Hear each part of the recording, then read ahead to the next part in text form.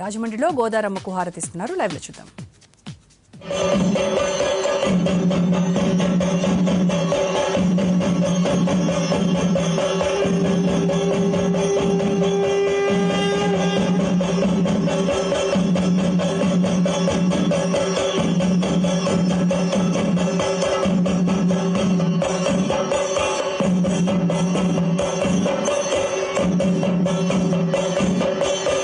नागहारती नमो अस्तु सर्वेभ्यो एके च पृथिवी मनो ये अन्तरिक्षे ये दिवितेभ्यः सर्वेभ्यो नमः.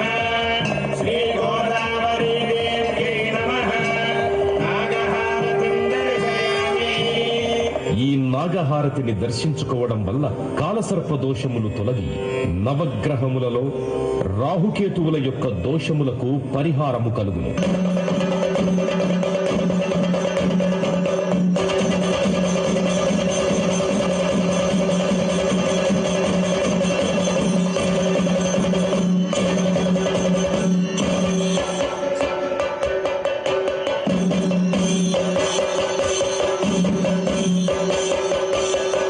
పంచహారతి सद्योजातं प्रपद्यामि सद्योजाताय वै नमो नमः.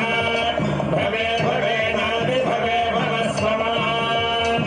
भवोद्भवाय नमः. वामदेवाय नमो. ज्येष्ठाय नमः. श्रेष्ठाय नमो. रुद्राय नमः. कालाय नमः. कलविकरणाय नमो. बलविकरणाय नमो. बलाय नमो. बलप्रमथनाय नमः. सर्वभूतदमनाय नमो. मनोन्मनाय नमः. अघोरेभ्यो घोरेभ्यो घोरघोरतरेभ्यः सर्वेभ्यः सर्वसर्वेभ्यो नमस्ते अस्तु वक्ररूपेभ्यः. तत्पुरुषाय विद्महे महादेवाय धीमहि तन्नो रुद्रः प्रचोदयात्. ईशानः सर्वविद्यानाम् ईश्वरः सर्वभूतानां ब्रह्माधिपतिर्ब्रह्मणोऽधिपतिर्ब्रह्म शिवो मे अस्तु सदा शिवो. आत्मन्नात्मन्नित्यामन्त्रयता तस्मै पञ्चमगो होतः प्रत्यशृणोत्. स पञ्चहोतो भवतु. पञ्चहोतो हवैनामैषः तमो वा एतं पञ्चहोतकं सन्तम्. पञ्चहोतेत्यादक्षते पदोक्षेण परोक्षप्रिया इव हि देवाः. आत्मन्नात्मन्नित्यामन्त्रयता. श्रीगोदावरी देव्यै नमः. पञ्चहारतिं दर्शयामि. తూర్పున సద్యోజాత ముఖము, దక్షిణమున అఘోర ముఖము, పశ్చిమమున వామదేవ ముఖము, ఉత్తరమున ఈశాన ముఖము, ఊర్ధమున శాంత ముఖము విరాజిల్లుతూ ఉండును. కావున ఈ పంచహారతి దర్శించుకొనుట వలన శత్రుబాధలు తొలగి ఆరోగ్యము, మనశ్శాంతి, విజ్ఞానము కలుగును.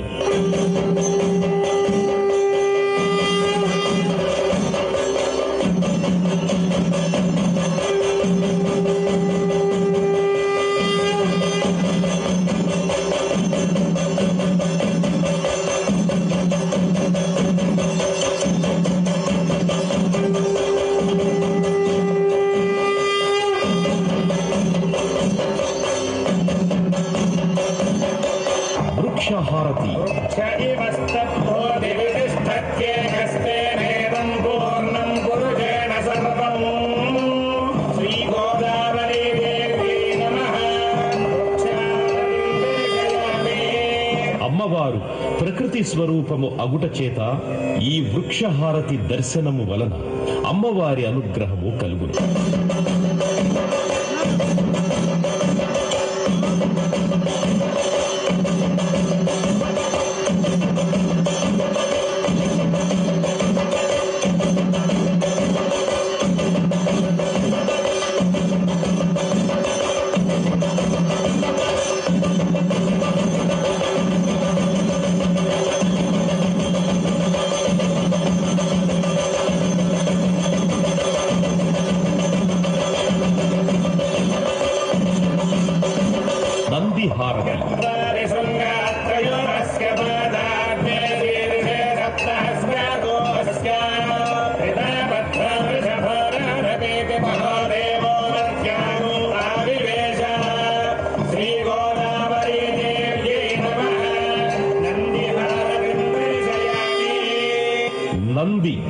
రథగణములలో ప్రథముడు అవుట చేత ఈ నందిహారతి దర్శించుకోవడం వల్ల పార్వతీ పరమేశ్వరుల అనుగ్రహం కలుగుతుంది.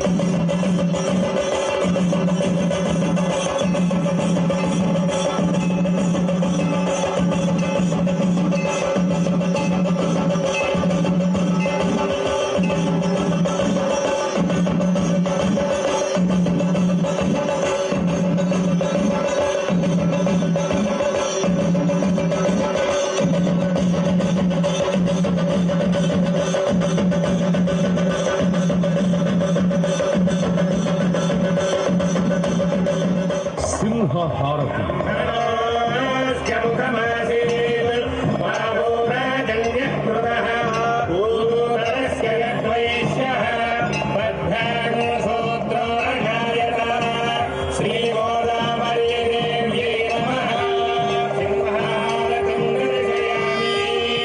సింహము అమ్మవారి వాహనము అగుట చేత ఈ సింహహారతిని దర్శించుకోవడం వలన మానసిక ఆందోళనలు, భూతప్రేత పిశాచ బాధలు తొలగును.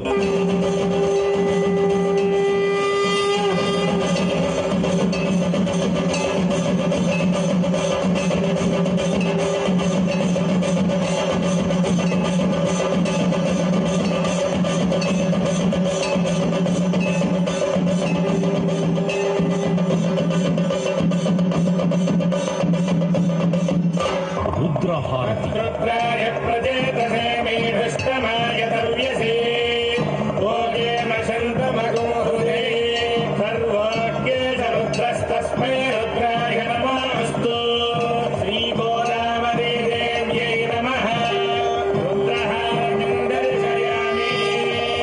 పరమశివుడు రుద్రస్వరూపుడగుట చేత ఈ రుద్రహారతి దర్శనం వలన విద్యావృద్ధి, మనశ్శుద్ధి కలిగి ఈర్ష్య, అసూయ, ద్వేషములు తొలగు.